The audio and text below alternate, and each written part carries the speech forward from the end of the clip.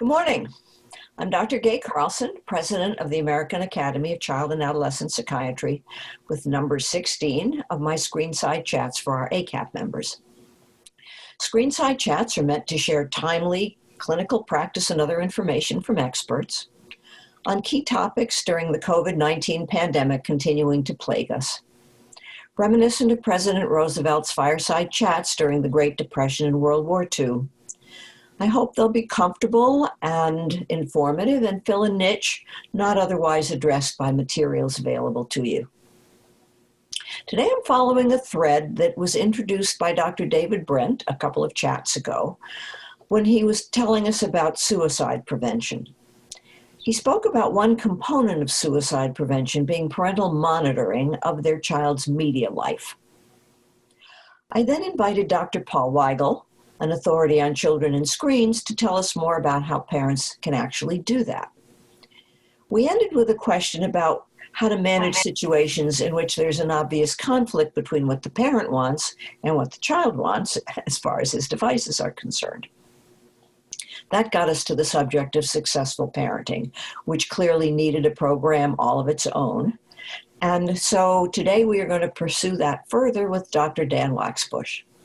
Dr. Waschbusch is professor and vice chair for research in the Department of Psychiatry and Behavioral Health at Penn State University, Milton S. Hershey Medical Center. One of Bill Pelham's proteges, he's been involved in implementing summer treatment programs for close to 30 years and establishing and directing the Penn State Summer Treatment Program. He's an expert on ADHD and disruptive behavior disorders, and his particular interest is on children with ADHD and conduct problems, more specifically those with callous unemotional traits. He has numerous publications and grants on that topic and is well positioned to give us a really good discussion on the subject. So Dan, let's start with how you set up electronics conversations with your kids to head the problems off. Clearly, an ounce of prevention is worth a pound of cure. So we can start it with what to do before you give the child a device or give them a new device, but also talk about what to do, how to help a parent who already is dealing with an ongoing situation and is going to change the rules. Well, I really like starting there because our human brains are really programmed to jump to the consequences when we want to get through life, but when we parent our children. And as a result of that, we tend to ignore the before the problem occurs side. And there's a lot of room for action on that side of the equation because of it. So I think as parents, we really want to challenge ourselves to look before the problem occurs as a really powerful unused space. So some of the things are maybe somewhat obvious, but really important. Sitting your kid down before the problem occurs and negotiate with them a little bit. And that's important because it gives you a strategy so that you know you have time to think through how you're going to respond if a problem occurs or when a problem occurs. But it also gives the same thing to your child. It gives them a plan for here's how things are going to go. Here's how it's supposed to go. And I think of it, it's a way of making it the most fair to your child.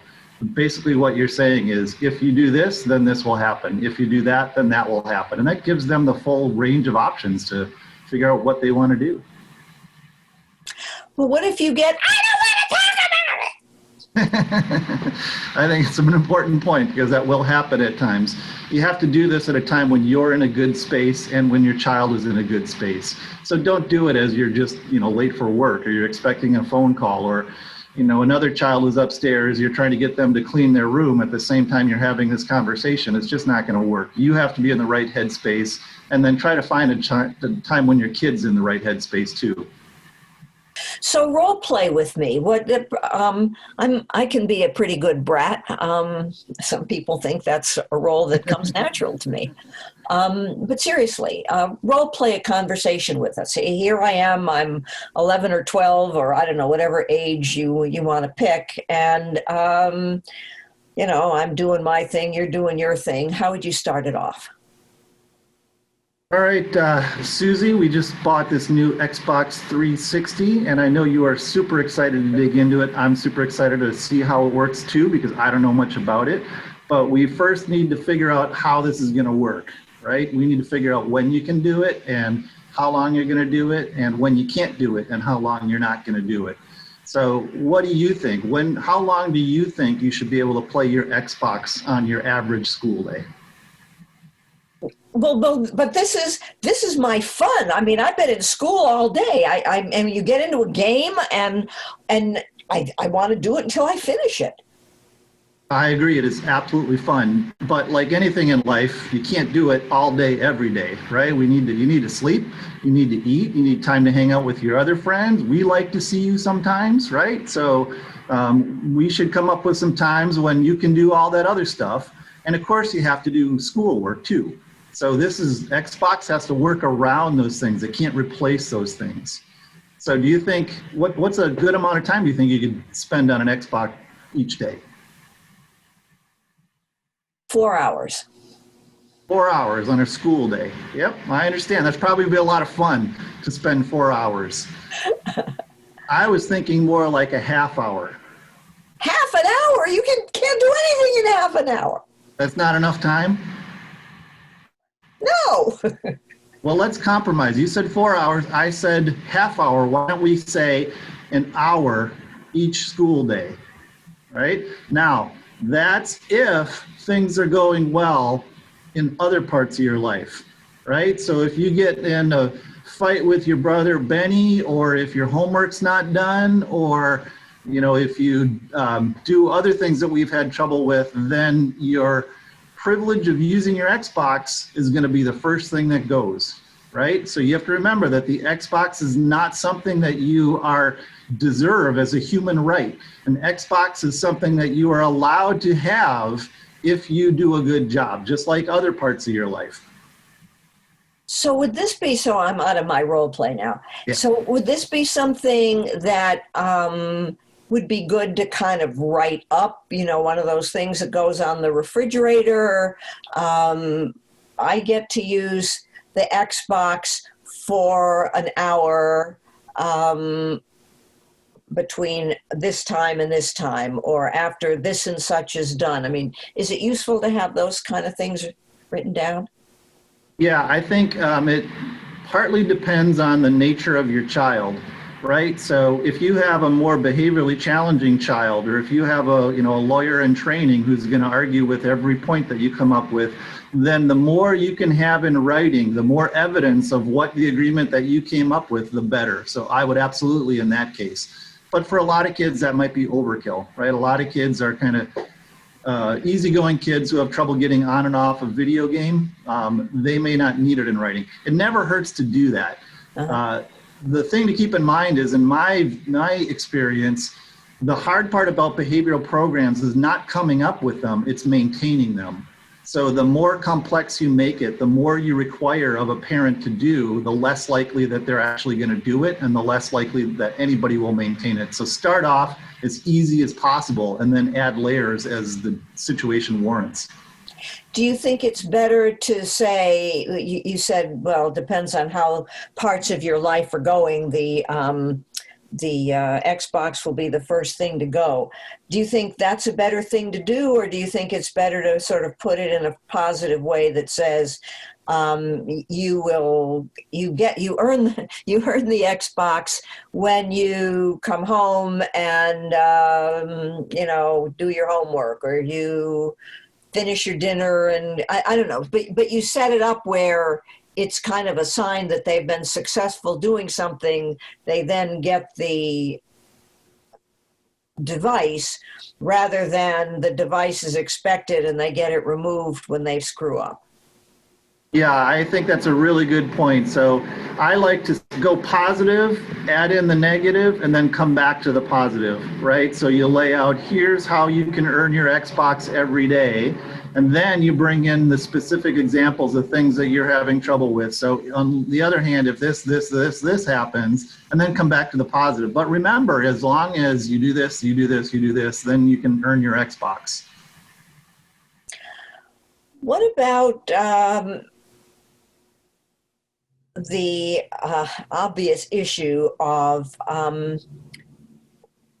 well, I think there are certain times when you really do need to be pretty firm with limits with the devices, and that's around bedtime or before bedtime, and in fact, listening to what somebody like Paul Weigel said, that device should actually be off at least an hour before the child goes to bed. I mean, getting kids a decent night's sleep is not an easy task. And so having bright lights and screens and distractions and getting involved with your friends in some kind of interactive game or chatting or, doing all of the things that kids do with their phones and so forth, getting them to turn that off an hour before bedtime is no small task. So what do you think about how would you set that one up? Well, I think this comes into our earlier discussion. So have this as part of your negotiation that you're setting up with them, right? So part of it is you get in an hour a day and it has to shut off by 9 o'clock. And again, that's kind of laying out the ground rules for your kids so everybody's playing by on the same field. And then in the moment, give your kid as many opportunities to succeed as you can. So give them a lot of warning ahead of time.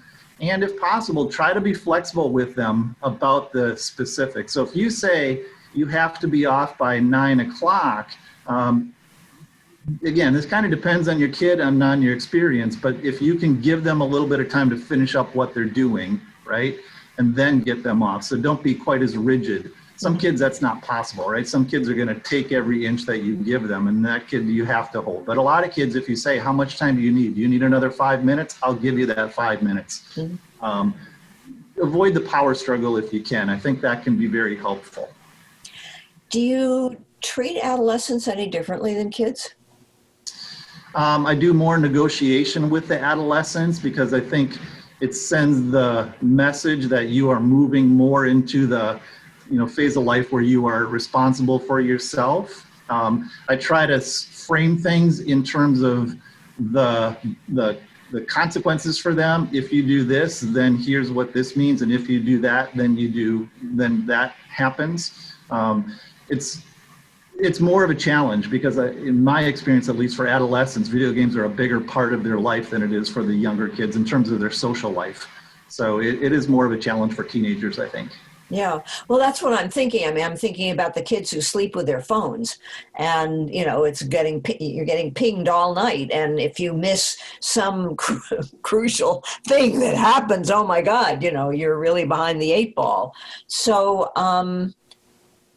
again, how would that negotiation sound? I mean, I almost think that there needs to be sort of if you've got a social group, there needs to be a discussion among the parents about, listen, everybody needs to have their teens shut the phone off at 9 o'clock. But you're not going to, I don't think you're going to get that kind of cooperation. I don't know. So, but how do you ask the teen to give the phone back, and if they don't, they lose time the next day, or how do you do that part? Yeah, so I think the point about touching base with other parents is a really good one. Not necessarily to coordinate among parents, although that can be really important, but because the thing your teenager is going to throw at you almost all the time is, all my friends are doing this, right? You're the only parent who's making me get off the phone at 9 o'clock.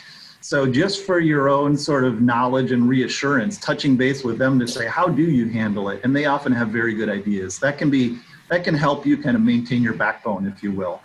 And then the second part, I really think it depends on the age of the teenager. So, by the time a kid is 19 and in college, you kind of want them making their own decisions, right? You're not going to shut off their service every night while they're a freshman in their dorm. On the other hand, when they're 13, they probably need you to go into the room and say, okay, time's up. So part of what you're negotiating is when and how am I going to make that transition as they grow up. And a lot of it is, again, negotiation. So if things are going well at school with your friends, the decisions you're making in other aspects of your life are going well, then I'm going to give you more freedom with your phone. Right? Mm-hmm. And I'll assume you're going to make good decisions, even though you know that they're not going to. They're going to make terrible decisions where they stay up till 2 a.m. and work on their phone. But hopefully over time, they'll learn why those are bad decisions and what they could do alternatively. What about the inevitable, and as somebody who's runs summer treatment programs and who deals with ADHD kids. I guess part of the bias that I'm coming from is those are the kids that I see. Parents are seeking help for the child because he's not just your garden variety child. He or she is seeing you because they're failing in school, or they don't have friends, or they're oppositional, or they're aggressive, or they're having meltdowns, or whatever. So let's talk about the down and dirty.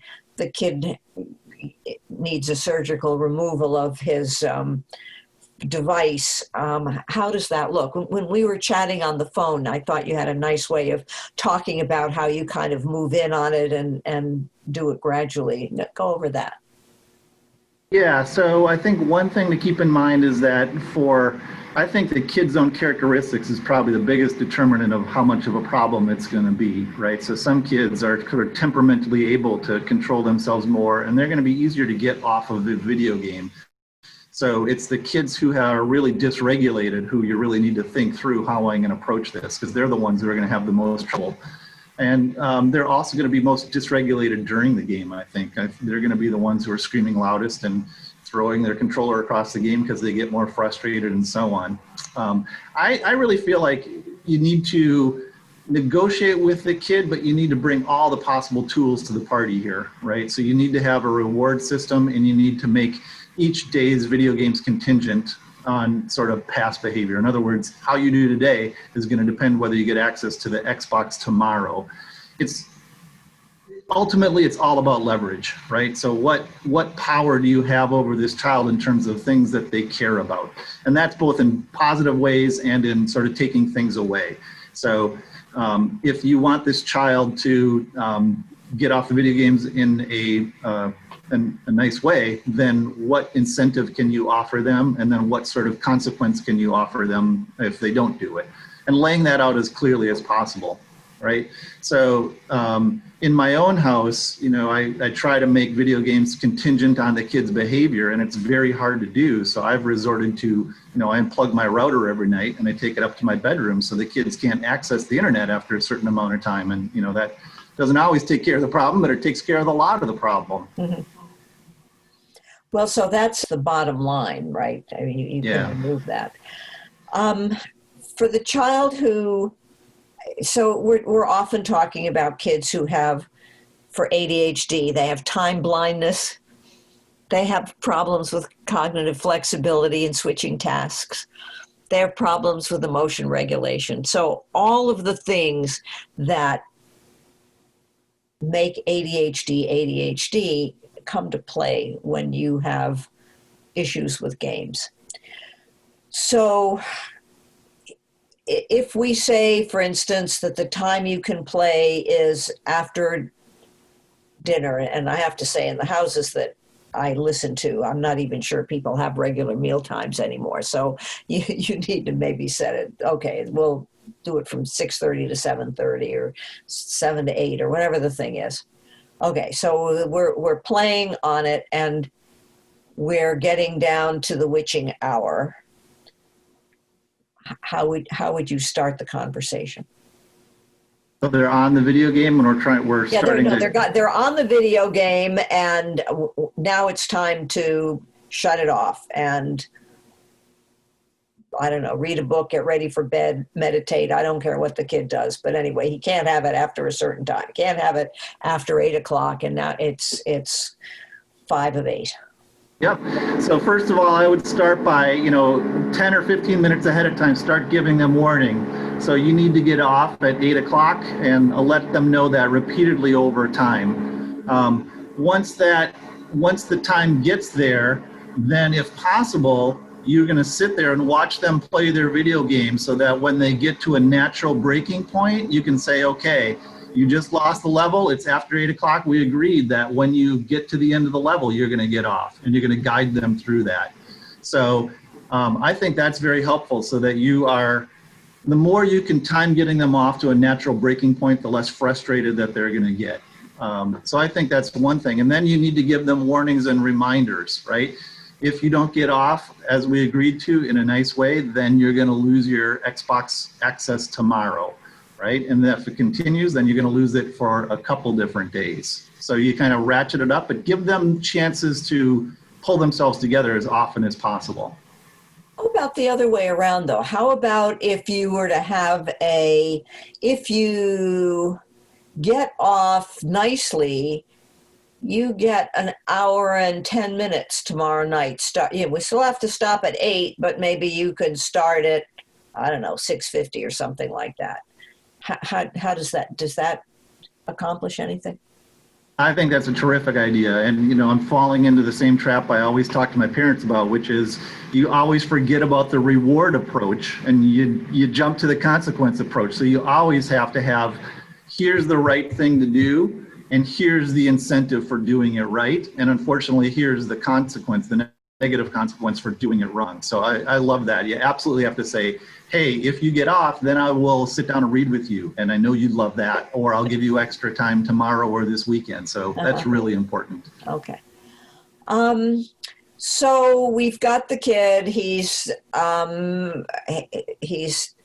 just another level, and getting really hepped up. And this is a kid who has meltdowns, and he's there. What happens next? So I think this is as much about you, the parent, and your mindset is it about the kid, right? So you want to avoid being drawn into the anger kind of cycle that your kid is drawing out of you, because it's very annoying when you've given this kid a lot of warnings, you're giving them a lot of support, and they keep pushing and they keep pushing and they keep pushing. And then despite your best efforts at giving them warnings, they throw this big temper tantrum. So you want to approach that interaction in as ignoring a way as possible. Now, that doesn't mean you let them get away with it. It doesn't mean you ignore their behavior, but the way you interact with them is flat, right? So it kind of depends on the stage and how temper tantrumy they are. If you can continue to praise the positives that they do, that's fantastic. If it's to the point where you just need to make them do what you want them to do it in a way that is neutral rather than angry or hostile, right? Because you want to send the message to them that you are in control of the situation, which includes your emotion. And the kid is clearly not in control of their own emotions anymore. So do it in an ignoring way. It doesn't mean that you're ignoring the behavior. You're still getting the kid to do what you want, but you're just not letting them control your emotions as much as possible. Okay, but this is there may not be just no good answer for this, because some of the kids just become so out of control and dysregulated. Literally, parents end up calling 911 and the police come. When you have kids like that in the summer treatment program or whatever, what do you do in situations like that? Yeah, so we camp ourselves out with a kid and we control them until they're able to get themselves back onto some sort of emotional control. So it depends on the setting and the situation, but as much as possible, we try to find a timeout room where there's nothing in there for them to break or destroy, and the kid and a counselor just basically supervises them in the room. So it's a way of giving them a space where they're under control behaviorally without giving them any more attention than absolutely necessary. I mean, you're right, at a certain point, it's about leverage. And if a kid is that out of control, then the amount of leverage you have is lessened until they can sort of get themselves back under control. Bottom line is there's really not a good answer to the problem, is there? Yeah, well, I think we have to look at two different time frames too, right? There's the deal with the fire that's going on right now, and then there's the how do we prevent fires in the future, right? Mm-hmm. When the fire's raging, you're just trying to control the fire, and there's not a lot of good answers at that point. So sometimes you have to physically hold a child, sometimes you basically are asking for somebody else to come and remove things that the kid can't throw. Exactly, yep. It's keeping the kid safe from themselves and other people. And recognizing that in my opinion, a lot of what behavior therapy is not necessarily the short game, it's the long game, right? So hopefully the kid's going to learn over time that those temper tantrums aren't getting them anywhere, but it's going to take a while before they learn that. So let's talk about that part for a minute, because I think that's the piece that I don't know that people necessarily understand it. Your friend Bill Pelham and I have kind of a long-running joke about ADHD, which goes, he says medication is fine as long as you take it. As soon as you stop, the symptoms come back. And I say behavior modification is great as long as you're doing it. As soon as you stop, the kid reverts back to the way he was before. And in my opinion, and I know this from personal experience because I have a son who had ADHD, it isn't a treatment, it's a lifestyle that you need to basically, it's the way you have to frame your thinking. It isn't like, well, if I do this for 6 weeks, or 8 weeks or 10 weeks or 12 weeks, then we're done. That's the way it goes all the time because kids got an ADHD brain, and that's just, this is my opinion. You can disagree with me, but that's what I certainly found, that you kind of have to continue to be there to provide that structure until myelination takes over and the kid can do it himself. And you're talking about years there. You're not talking about weeks or months. So yeah, I couldn't have said it better. And this is, I don't know any evidence that looks at sort of long-term effects of behavior therapy. And what I often say to parents, which really resonates with them, is, if you look at somebody playing piano over the course of 50 years and you compare their brain to somebody who didn't play piano, you're going to find differences because the part of the brain that controlled playing piano got strengthened, right? And the hope for behavior therapy is the same thing. If we can encourage them to comply and control their emotions, then hopefully over the course of 20 years, the parts of the brain that control those things will be strengthened. I don't know data on that, but it sure resonates with parents and kind of gives them some hope. And I think it probably has some truth to it. Yeah. Well, I think long-term studies for that are the same as long-term studies for ADHD. There's a lot you can infer, but you just can't do a randomized trial of somebody for 10 years where this one gets the medication and that one doesn't for 10 years, and then we see who's better, or this one gets behavior mod for 10 years and this one doesn't, and then we end up seeing how many people are in jail. You obviously can't do that study. But the point of it is that, the piano playing analogy is a good one. I look at it as diet and exercise. You're a fairly slim person, and I'm not as slim as I used to be, but it's for people who have weight problems, they can go on diets and they can lose 10 or 15 pounds. It's keeping the weight off that's the difficulty. Yeah, I agree. And that's behavior therapy. It's not designing the program that's the hard part. It's the maintaining the program over time that's the hard part. And I sometimes tell parents, there's two different models here. There's the crisis model of behavior therapy, and then there's the chronic model. And sometimes you need both, right? So maybe you have a complex point system or marble jar or whatever that's difficult to do. When you pull that out when the kid is having a really difficult time with a particular set of behaviors. Once that's kind of over, then you transition to something that's more simple and kind of more part of your life. And then you pull the marble jar out again when another behavior problem comes up.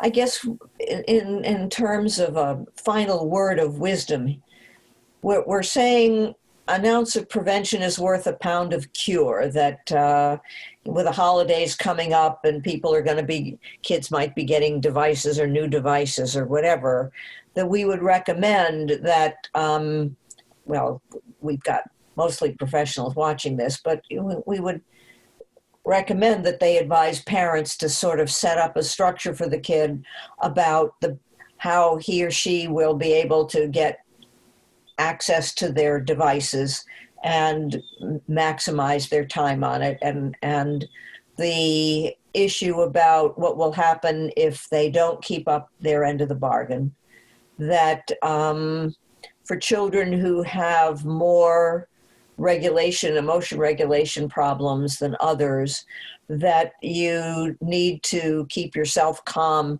in order to not feed into the problem, and that you sometimes need to be prepared to set some pretty stern limits if it turns out that the simple limits aren't working. I have to say, to set a limit that says you can't use the device for a month, you're shooting yourself in the foot, because you've taken away what leverage you have. So I don't recommend too harsh a punishment like that. But the fact remains, you need to be able to set the limit and keep it. So have I learned my lesson okay? Did it sound like I made sense there to you? It does. I would add two things. One is an advantage of the antecedent or the before control is it forces you as the parent to think through this stuff at a time when you are in a good mind space to do that, right?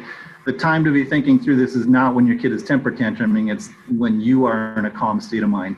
And the second thing is we all have to keep in mind that this is a multi-billion-dollar industry that is designed to keep our kids hooked on this stuff. So a little compassion for our kids, I think, especially around video games, is warranted, because we're going up against Microsoft and Google and so on, who are trying to keep our kids' noses glued to the screens. So I think it's just helpful to keep that in mind. So that's a positive note to end on. I thank you, Dr. Waschbusch, for sharing your parenting wisdom with us, and for our listeners for listening in. So this is Gay Carlson for AACAP. Thank you very much. Thank you. Thank you all very much for tuning in. This is Gay Carlson for AACAP's Screenside Chats.